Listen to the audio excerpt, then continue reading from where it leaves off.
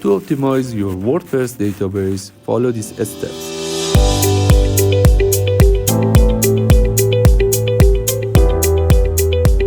Install and activate the WP-DbManager.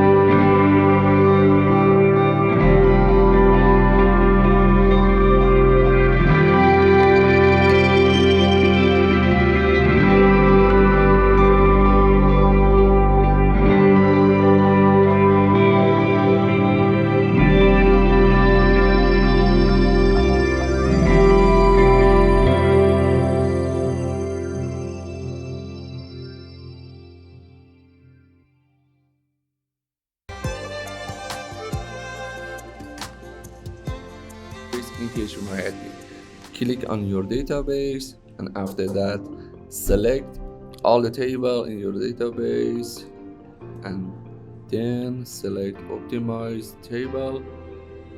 Please waiting to optimizing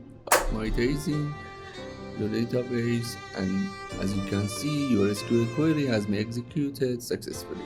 Thank you for watching, and please subscribe my channel and like this video. Thank you.